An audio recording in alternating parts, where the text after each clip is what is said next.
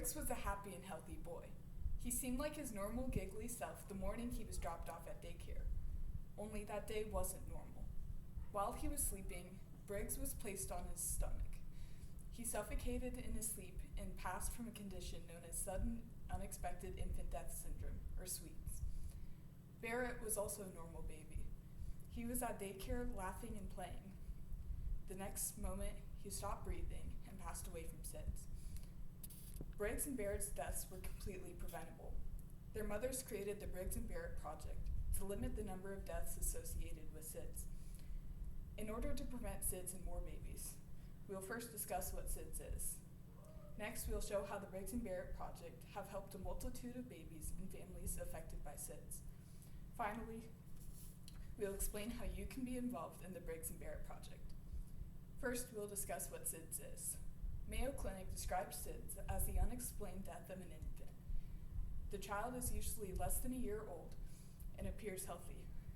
There are only guesses as to what causes SIDS. One possible cause is brain defects.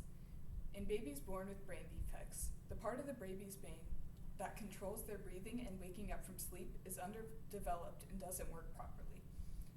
Another cause is being born prematurely. When a baby is born prematurely, they are more likely to be underweight, which slows brain development. Colds may also cause SIDS. Babies with respiratory infections have less control over their breathing and suddenly pass away in their sleep. According to the Children's Hospital of Philadelphia, improper sleeping positions can cause SIDS. If a baby is placed on its stomach or side, it restricts their breathing. Co-sleeping can also increase the risk of SIDS. This is because the baby could overheat or be rolled onto when the other person is sleeping on the same bed. Next, we'll show how the Briggs and Barrett Project has helped a multitude of babies and families affected by SIDS. The Briggs and Barrett Project strives to help families affected by SIDS and gives parents method to prevent SIDS in their own children. One way they help prevent SIDS is by partnering with Owlet Care. They have an innovative device known as the Owlet Dream Sock. This sock monitors a baby's vital signs, such as heart rate, oxygen levels, and sleeping patterns. When the rates are abnormal, it sends a notification to the parent's cell phone to alert them that their baby could be in danger. This gives them precious minutes to call EMS or get their baby to an emergency room. The Briggs and Barrett Project have donated over 2,600 Owlet Dream Socks to families in need. One receiver of the Owlet Dream Sock, Lindsay C., said, "If it wasn't for her Owlet sock letting us know about her low oxygen, I would have continued on nursing her, having no clue she was aspirating into her lungs. Very scary to think about what could have happened." The Owlet sock truly saved this baby's life, and so many more. The Briggs and Barrett Project supports families who experience SIDS loss or have infertility issues. When a family that struggled with infertility got pregnant, they crashed the baby shower and gifted everything off of the shower registry during this happy time. For families experiencing a SIDS loss, the Briggs and Barrett Project gives free tree saplings for families to plant. These tree saplings are called legacy trees. They can see the tree grow up just like they would of their child. A family can either plant their tree at a local park in Norfolk, or a sapling can be delivered by mail.